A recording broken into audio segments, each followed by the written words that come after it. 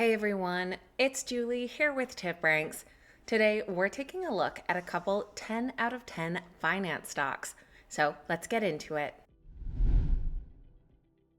All right, guys, welcome back. Thank you all so much for being here. I hope your week is off to a great start. Today we're taking a look at two stocks in the finance sector that score a 10 out of 10 on the TipRanks Smart Score. That looks at 8 unique factors and measures a stock's likelihood to outperform the overall market. On top of that, these stocks both come in with a strong buy consensus from Wall Street analysts. So today we're going to take a look at these companies, what it is that they do, and what those analysts are predicting for the stock's future. I found today's stocks using the TipRanks stock screener, which, if you've seen my videos before, I'm sure you're familiar with, as it's one of my favorite tools. Right under the screener menu, I put in an Outperform rating here on the Smart Score, a strong buy consensus, and the finance sector to get our list down below. Try the stock screener for yourself on the TipRanks website or right on the TipRanks mobile app, which you can download following the links below. If you enjoyed today's video, make sure you hit that thumbs up button and that you're subscribed to the channel. Let's dive right into these strong buy finance stocks. First on the list is probably a name you're familiar with. We're taking a look at Capital One Financial. Trading under the ticker COF, they're currently priced at $195, having climbed 40% over the past year. They did take a dip, hitting a low down here in April, have been climbing back since, but in the last 3 months are still down slightly, just over 1%. They currently score a 10 on the TipRanks Smart Score with bullish blogger sentiment, increased hedge fund activity, and very positive crowd wisdom. Capital One Financial, of course, is the name behind the popular Capital One credit card. Founded in 1994, they operate in the US, Canada, and the UK, and are one of the largest issuers of Visa and MasterCard credit cards in the US. On top of that, they offer consumer banking, commercial banking, and other innovative services like their Capital One cafes, blending banking with coffee house experiences. Looking at TipRanks AI analyst, Capital One does score an outperform, showing strong revenue growth and financial management. Just yesterday, the company closed their merger with Discover Financial Services, and in their last earnings call, they noted improved credit metrics despite a slight decline in revenue. That revenue decline was linked to fewer days in the quarter. For that Q1, they did have a solid earnings beat, but a slight miss on revenue. Revenue came in at $10 million, and that fell just $50 million short of expectations. Earnings per share of $4.06 beat estimates by 42 cents per share. The company also saw their total liquidity reserves increase to $131 billion, with their cash position ending at about $49 billion. Capital One does pay a slight dividend as well, and their ex-dividend date is coming up soon on May 23rd for a payment on June 5th. Their current quarterly dividend is 60 cents per share for a yield of 1.22%. In the past week, we've seen several 5-star analysts updating their price targets on the stock, and that includes one from Wells Fargo, who also weighed in following that Q1 report.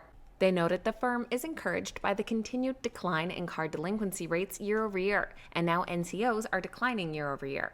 They see further reserve release through 2025, and significant share buybacks post the Discover merger close should provide a technical tailwind. Capital One currently has 16 analyst ratings and comes in as a strong buy with 12 buys and 4 holds. The average price target of $213 implies an upside potential of over 9%. Looking at our price targets down below, they range from our low end with a downside of 6% to our high end with an upside of about 18.5%. And for our second 10 out of 10 finance stock, we're looking at LPL Financial. They trade under the ticker LPLA, currently priced at $383, having climbed about 42% in the past year. They are in the green these last few months, up 3.5%, and currently score that 10 out of 10 on the TipRanks Smart Score with increased hedge fund activity, very positive crowd wisdom, and positive technicals and fundamentals. Founded back in 1989, LPL Financial is the largest independent broker-dealer in the U.S. They support nearly 30,000 financial advisors, 1,000 institution-based investment programs, and 500 registered investment advisor firms nationwide, managing over $1 trillion in advisory and brokerage assets. They offer a platform for advisors to provide wealth management, retirement planning, financial planning, and asset management without proprietary products, ensuring objective recommendations.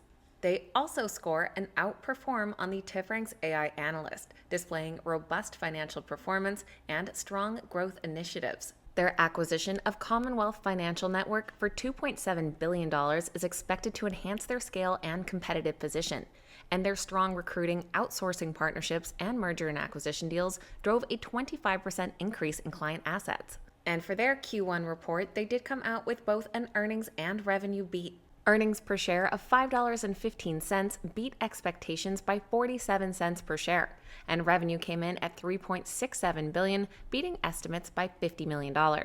They attracted record organic net new assets of $71 billion, which represented 16% annualized growth rate.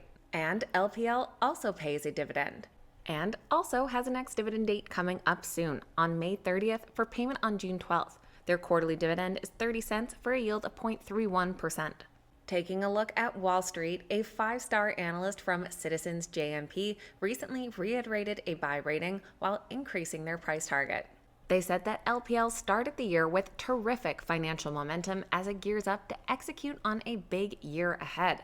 We've seen other analysts recently increase their price targets as well at Keefe and TD Cowen. And with 11 current analyst ratings, LPL Financial does come in as a unanimous strong buy.